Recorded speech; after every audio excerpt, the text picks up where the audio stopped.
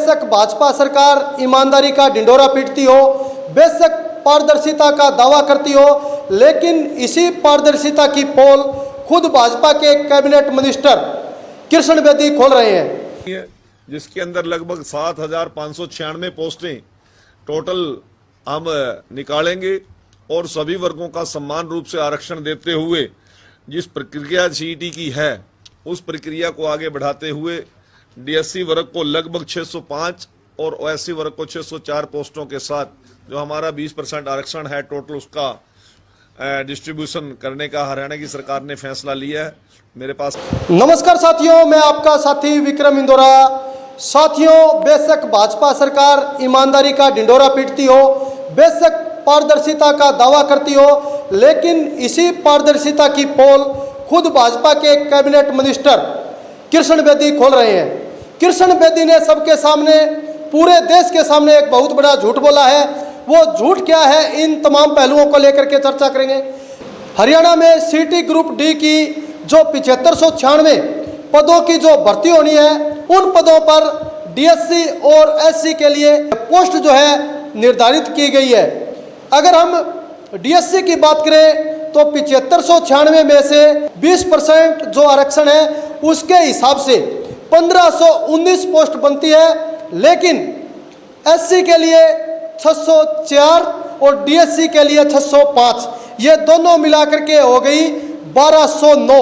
यानी जो 1519 जो पोस्ट 20% आरक्षण के हिसाब से शेड्यूल कास्ट की बनती है, उनमें से सिर्फ 1209 पोस्ट पद ही निर्धारित किए गए हैं। अब सवाल ये खड़ा होता है, माननीय कैबिनेट मिनिस्टर कृष्ण बेदी जो बोल रहे हैं कि 605 डीएससी के पद हैं और 604 इसमें एससी के पद हैं, तो माननीय कैबिनेट मिनिस्टर से पूछना चाहते हैं कि जो 300 पोस्ट जो बच गई वो कहाँ चली गई? क्या एससी डीएससी की आड़ में आरक्षण खत्म नहीं किया जा रहा? यह सबसे बड़ा सवाल है।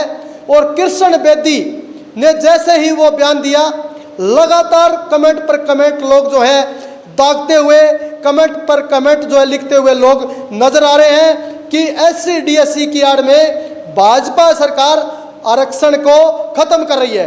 अब साथियों, इस वीडियो बनाने का लक्ष्य यही है कि सीटी ग्रुप डी की जो 7596 हरियाणा सरकार वेटिंग जो भर्ती कर रही है, उस वेटिंग भर्ती में 7596 टोटल पोस्ट है, 20% आरक्षण है, इसके हिसाब से 1519 पोस्ट बनती है। लेकिन माननीय कैबिनेट मिनिस्टर कृष्ण बेदी कह रहे हैं कि 605 डीएससी के लिए पद निर्धारित किए गए हैं और 604 एससी के लिए पद जो है निर्धारित किए गए हैं। इसके साथ साथ एक बात और बताना चाहूँगा कि जो डीएससी का चौड़ा ओढ़ करके जो तमाम तरह की जो राजनीति चल रही है, एससी डीएससी के मामले में लगातार जो है डीएससी समाज हरियाणा सरकार से ये मांग करता आ रहा है कि डीएससी बहाल करो।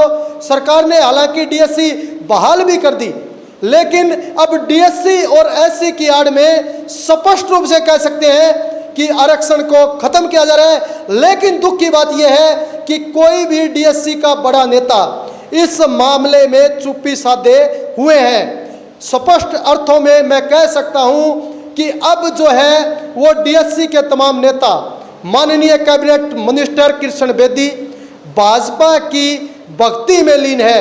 उन्हें कुछ भी अपने हकों में दिखाई नहीं देता।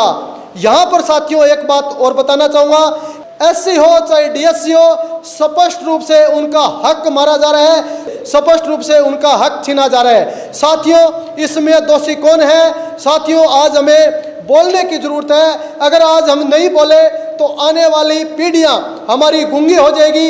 इसलिए आप ये जो भर्ती सरकार जो वेटिंग लिस्ट की जो भर्ती करने जा रही है, इसमें साथियों ईमानदारी, निष्पक्षता नहीं है, बल्कि इस भर्ती में स्पष्ट रूप से एससी का जो आरक्षण है वो छीना जा रहा है। वीडियो के बारे में आपका क्या मन है? कमेंट करें, शेयर करें। धन्यवाद, शुक्रिया।